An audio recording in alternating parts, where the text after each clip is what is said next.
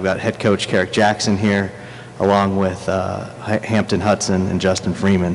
What we'll do is we'll let Coach get started with an opening statement. After Coach wraps up his opening statement, we'll take questions for both student athletes. After the questions of the student athletes are done, we'll circle back with questions for Coach.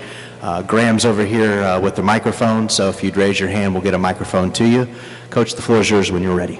Thank you very much. We're just really excited to be here. I think this is a testament to what our guys have been able to do this year. I think you'd be hard-pressed to find a better one-year turnaround in Division I baseball this year.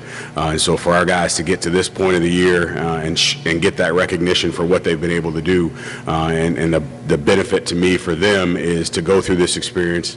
There's a lot out there about us talking about not wanting to stay in Baton Rouge, and we would have been happy to be wherever we could be. But you come to this environment, you're one of the top environments in college baseball, one of the greatest atmospheres in college baseball.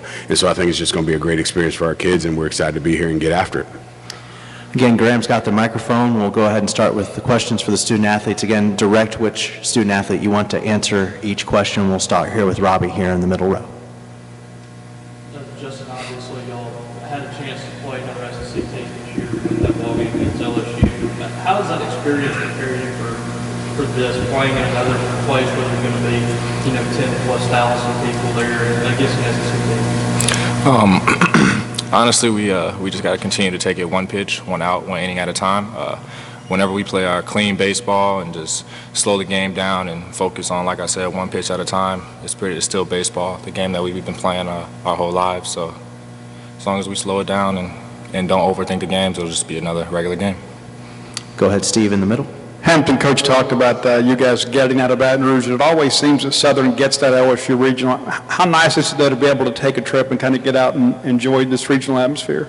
It's a great opportunity for everybody that's here with us. I mean, like Coach said, we'd just be happy to be wherever we are. It's not about getting out of Baton Rouge. It's about experiencing a different atmosphere. And I mean, how does it get any better than Starkville? So I mean, for us to all to be here, it's just really exciting, and we're grateful for the opportunity.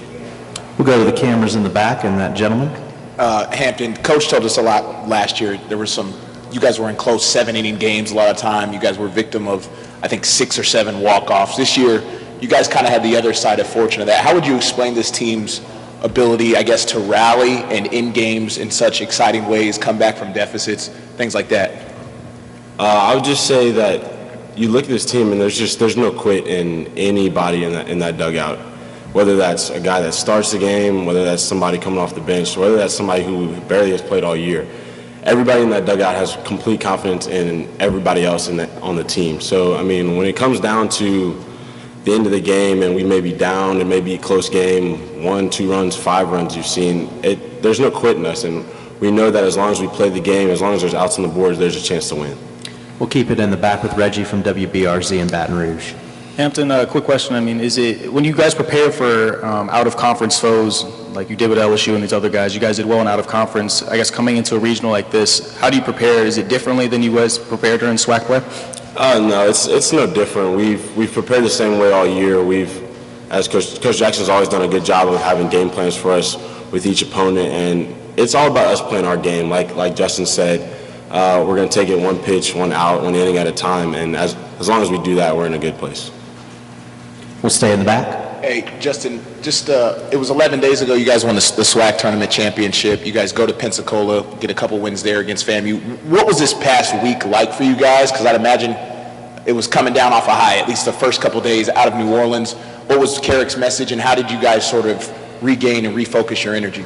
Honestly, his message was to never lose that focus. Like you said, we were riding on a high, but we knew that our season was continuing. We had more games to play in the future, so we didn't have the time to somewhat relax or enjoy the moment. We're still in the battle zone. We're still preparing for war, and we're getting ready for these games. Any other questions for the players before we let them go and get ready to practice? We'll go back to Reggie again in the cameras. Hampton, in facing SEC foe like this, you get the opportunity, of course, to check out footage from every team in the SEC. Of course, you get a chance to look at Mississippi State stuff. What do you kind of see from JT Ginn? What do you think he kind of brings to the table as a pitcher, and how do you guys kind of prepare for a guy like that who's been so successful this year? Well, like I said, our preparation all year has been very similar. So yeah, we've been able to look at a little film here and there on different guys, but at the core of that is just our game plan and what we want to do as a team.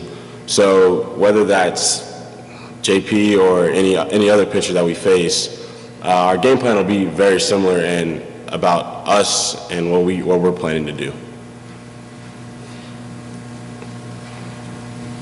Justin, I mean, in a game like this, you guys come out here to Starkville, huge stadium, 13,000. I mean, how do you guys not allow this moment to get too big for you guys and stay focused as you guys try and make history here? Honestly, you have to keep it all on the field. If you're focused on the fans and what's going on around you, you pretty much already lost. So if we continue to pound the zone, get strike one, get in the good hitters counts, make the easy plays, we'll put ourselves in a good position. Go to Tom in the blue shirt in the back. Question for both of you guys, but we'll start with Justin. Miami was in here a little bit ago talking about there's no bad teams in the NCAA tournament. Just depends on who's good, who's hot at the right time. Mm-hmm. You guys as a 4 seed, what is it, maybe the build up to this week and possibly being an upset special kind of team? Hampton, you wanna start with that one? Well, yeah, like you said, there's no bad teams left. I mean, there's no team that you can roll the ball out and say, hey, we're gonna roll over this team. There's no teams like that left in here. But it's exciting for us to be in this opportunity, be here in Starkville and play good quality opponents. And we're always excited to play good teams because I think it brings the best out of our team when we play quality opponents. So as we've said, we're prepared and we have prepared all year for moments like this. So it's just really exciting. Okay, yeah, like what Hampton said, it is very exciting. Coming out of the SWAC tournament, being the 1 seed, and now we're being the 4 seed, it is a little fun to be looked at as the underdog now. So yeah, if we do take this excitement, and put it towards our focus and all of our game plans that we've executed this year, I feel like we would also be in a good spot. Hey, Hampton, just athletically, how confident is this unit as a defense? You guys got athletes all over the field. You can cover, gap to gap, obviously across the infield. Speak to this team's athleticism and what kind of advantage you think that gives you against a team maybe like Mississippi State that can kind of hit it all over the park too. Well, like you said, we've got athletes all over the field, whether that's in the outfield or the infield, even behind the plate, even some on the mound too. There's some real good athletes on the mound we have, and I mean, it just allows us to play real loose and just be able to make plays that some people wouldn't expect us to be able to make and put ourselves in position to make those plays, knowing that the guy next to me can cover the same amount of ground as I can, And so I think that allows us to just be loose and free in what we do, whether that's in the field or even at the plate with using our athletic ability. Again, we got time for a couple more for the players, and then we'll get to Coach.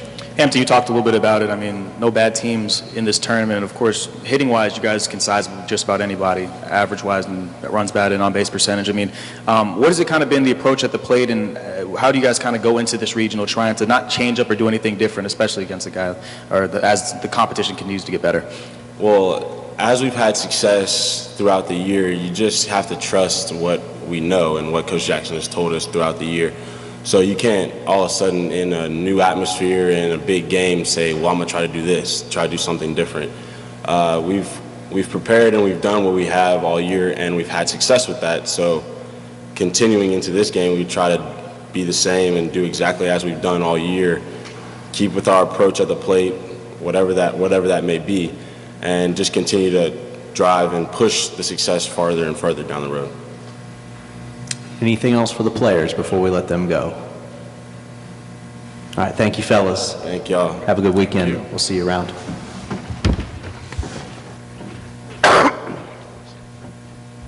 Okay, questions for Coach. We'll go ahead and get started with Robbie again. Hey, Coach, same thing I asked Justin. What did you kind of take away from that LSU series that you were able to play a couple games, and, of course, one of those was a win, that you think is going to help this team this weekend, getting an opportunity, first off, to go up against another SEC team? Well, I think at the end of the day, when you're playing teams of that caliber and you're playing a Power Five, specifically somebody out of the SEC, there's a certain level of baseball that's played and expected at that level. And so being able to get our guys in that environment the first time through wasn't to our advantage. We make an error in the first inning. They put up an 8 spot. We're not chasing 8 runs at LSU against LSU. Then they come to our place and we get good pitching. We play good defense. We have quality at bats. And so I think what it proved to our guys is that the same message I've been telling them all year. Go out and play the game clean. I don't need you to be a superhero. I don't need you to do anything spectacular. I need you to do the things that are necessary to put us in a position to be successful. And then at the end of the day, we'll look back after the 27th out is made, and either we got the win or we didn't get the win. But don't put ourselves in a position where we look back and have regrets on how we played the game. And so I think if we can approach it the same way during this regional, I think we'll put ourselves in a really good situation. We'll go to Steve in the middle for a couple questions. Coach, pitching plans for tomorrow? We're going to go with Bohannon. And second question, you guys have a lot of opponents in common with Mississippi State. Having done some research on them, what is kind of the book on Mississippi State? What are your impressions? They're a quality ball club. We played them last year, and we came up here and played them. And again, as it was mentioned earlier, I think we might have been the best 7-inning team in the country last year. But once we got to 8-9, we had trouble, and specifically here, it's nothing going into the 7th. Jake Mangum, we leave our left-hander in and want to keep him on the right side. He hits a hook barrel double down the left field line, and then that goes. So they're a very competitive ball club. Obviously, you got quality arms on the mound. I think it is a momentum offense. Jake makes that thing go. And so being able to control that and limit the extra free 90s, I think will put us in a good position. Go to the gentleman in the back from WAFB in Baton Rouge. Coach, just a 2-part question, just piggybacking off what you just said. The players that were on this team last year, do you think they bring some confidence over from last year's game here in Starkville in terms of being nothing in the 7th inning? Second part is your approach this past week, just 11 days removed from the SWAC Tournament Championship. How did you yourself refocus, come down from that high, and then get ready to push into the postseason? To answer your first question, I do think that there is a level of confidence of being able to go out and be competitive. When we were here last year, the stadium wasn't completed. It was limited seating. This is going to be a whole different beast for them. Even when we played at LSU midweek, you get 5,000 or 6,000 people. You don't get 13. And so that part of it is going to be, I think, our toughest opponent, if you will, is being able to get them in this environment and stay in between the lines. And if they can stay in between the lines and not worry about anything else that's going on outside the lines, I think we can put ourselves in a pretty good spot. We'll go back to Robbie here to Coach's right. Coach, what are your impressions on the freshman Ginn and kind of the challenges he's going to bring to that lineup tomorrow? With where I was previously with the Boars Corporation, I had a chance to see JT through high school. And so knowing that he's a competitor, knowing that he's got good stuff, and that he's going to go out there and he's going to give his best competitive effort, I think like any pitcher, he's going to give you pitches to hit, and you have to be ready to hit those pitches. He's proven, obviously, I don't know where he is right now, and I don't know if we have it in here, but he's proven that he can punch some guys out. And so when you get to 2 strikes, buckle up. Because odds are in his favor that he's going to finish that off. So being able to challenge our guys to have a plan that's going to go out and allow us to be successful and just be competitive with him. I think that any pitcher, that's the one beauty about our game is that's really the only time where it's mano-a-mano. When the pitcher's on the hill and the batter's in the box or vice versa, that's the only time you're competing against the other guy. Other than that, ball's put in play, it's you and the ball. You on the bases, those types of things. So if we can go out there and stick to our plan and be competitive, I think we'll have a shot. We'll stay in the middle with Steve. Coach, Roger Cador in Southern went to Cal State Fullerton and knocked off a 1 seed years ago, and there's been a rich tradition there with Southern baseball. How much of that kind of plays in, maybe to your mindset to kind of tell these guys, you know what, we've done it before, we can do it again? We've talked about that all year, and frankly, that's one of the main reasons why this job was attractive to me, is because of what it was. And so for me, being able to get back to what it was and then taking it to another level is the ultimate goal. And so being in this environment is going to be the jump start to that, because now the things that I said on day one when I was hired have come to fruition. We want to be a team. We want to be the first HBCU to go to Omaha. We want to be that first HBCU to get a win in a regional, win a regional. So now we're starting to take those steps, and there's no reason for us to look back moving forward. We'll stay in the back. Go ahead. Coach, the way you guys have hit the ball this year, do you expect a game like this to maybe be some sort of shootout run affair, or do you kind of see it being a little bit more slow and kind of a pitching duel? It'll be a pitching duel if our guys go out and do their part. You know, we have some ups and downs from a pitching standpoint, and we're pretty fortunate that we have the offense that we had this year that's allowed us to go out and score runs to at time bail our pitching staff out. But when our guys are hooked up, they're pretty good. So it's one of those, you know, when you look at what Mississippi State has done during the year, they've had some games where they've had some, you know, boat races, and they've had to battle some guys, and they had some games where they've blown the doors off some people. So, and then they've had their games where it's been a 2-1, a 3-1, 3-2 type ball game. So I think it more depends on how we go out and how we go about our business that will determine that, because whatever we force them to do will be in our best interest with regards to not giving up free bases, not giving up extra 90s, all those kind of things. We'll stay in the camera wells to the right. Coach, obviously, offensively, you know you're going to be able to lean on guys like Tyler, Javion, Kobe, some of the guys that are in the top of your order. And in something like this, though, against a big-time opponent, how important is maybe sort of an X-factor guy that might not have gotten all those at-bats, but to come up at a clutch situation and move runners over, put a bunt down, score a guy, stuff like that? How important is that in a situation like this? I think it's important in any situation. I think the one thing that, you know, when you look at our numbers, and I haven't actually done it that often this year, but when you sit here and you look at the numbers that are in front of me, you got two guys that are in our lineup every day that are hitting below 300. You know, we got an on-base percentage of 413.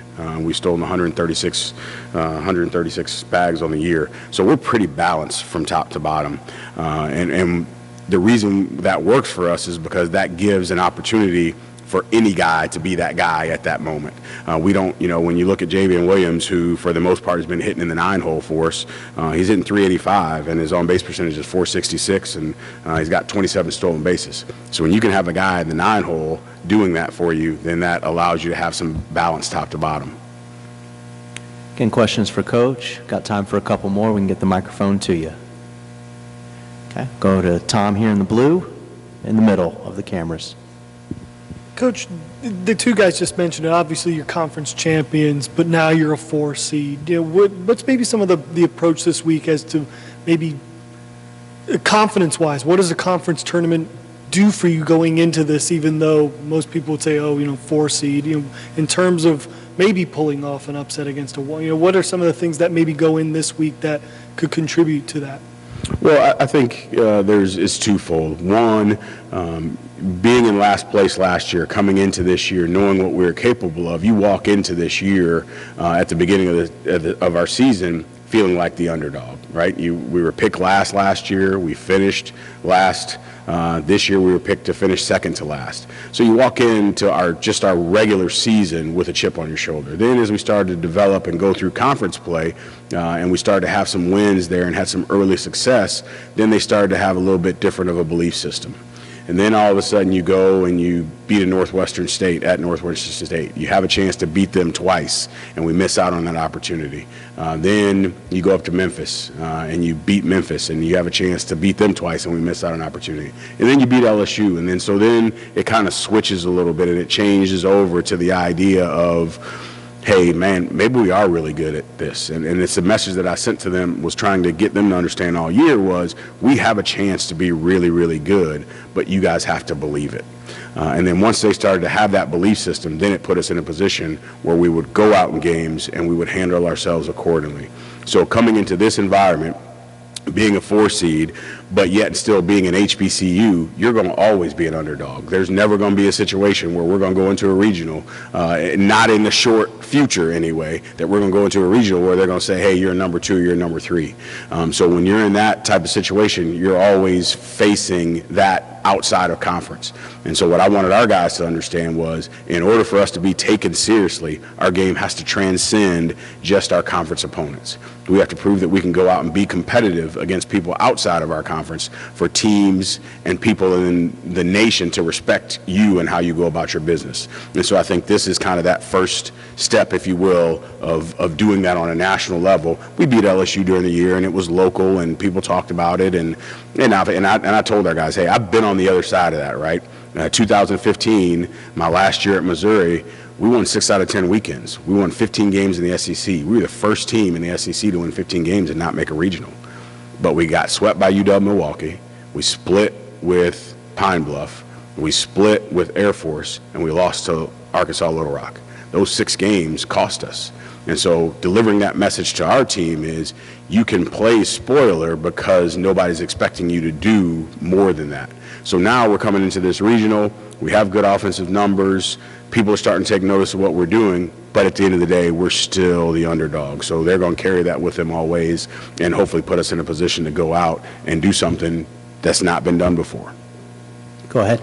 Coach, what are you hoping to see from Jerome starting on the mound tomorrow, and just what does he kind of bring to the table that, I mean, makes him such a weapon going against a team like Mississippi State? When he's on, he has a really good 3-pitch mix. Throws the change at any time, can spin the breaking ball, pitches both sides of the plate. He can field his position, and then being left-handed, they're always a different animal to begin with. So if he can go out there and kind of get in his rhythm early and establish his ability to throw strikes consistently, then we're going to be in a good situation. Anything else for Coach before we let him go and get ready for practice?